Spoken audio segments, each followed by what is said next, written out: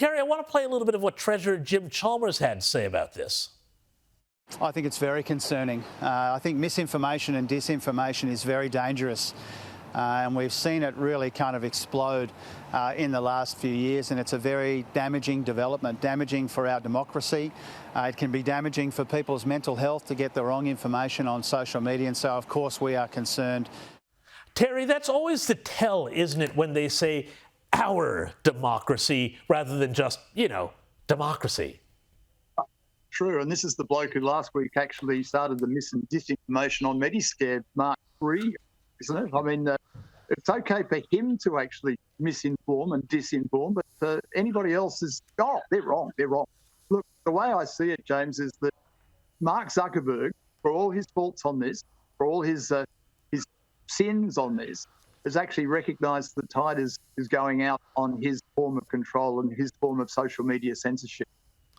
Michelle Rowland, Jim Chalmers, Anthony Albanese, they're playing king canute. They think they can control that tide, but they simply cannot. The world has changed. The world is a different place, and they just have to accept it.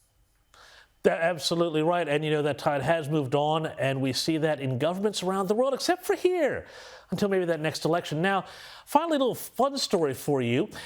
McDonald's, speaking of the wind and changing, well, their head office in the U.S. has said they're going to start to roll back their DEI policies, which started in 2021 due to an array of sexual harassment and racism lawsuits. But now they're going to start walking them back in the U.S. But here's the funny thing, Liz. McDonald's Australia is distancing itself from head office in the U.S. and saying they're going to continue their DEI practices here. Why is Australia so slow to catch up? Well, they do say that America sneezes, the rest of the world catches a cold, and we're usually behind them in these moves. And I dare say a lot of the companies, we've seen some major companies come out and say, as well as Macca's, say that they're going to be ditching DEI type policies.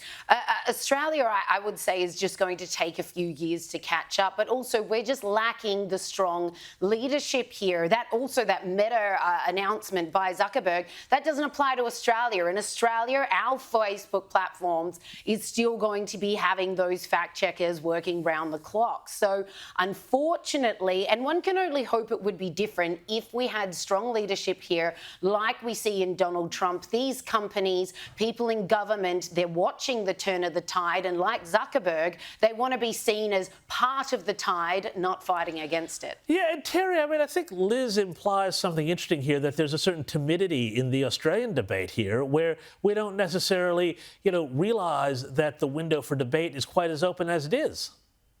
Well, that's true. They're probably also still thinking that the voice referendum hasn't happened, James. So corporate Australia is a different beast to corporate America. There's no question. But look, again, talking about the tide is rolling back, and Macca's Australia is not rolling with Macca's USA.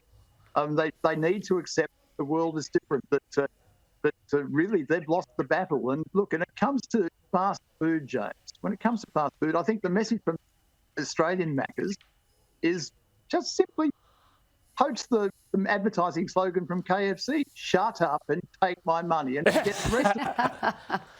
Yeah.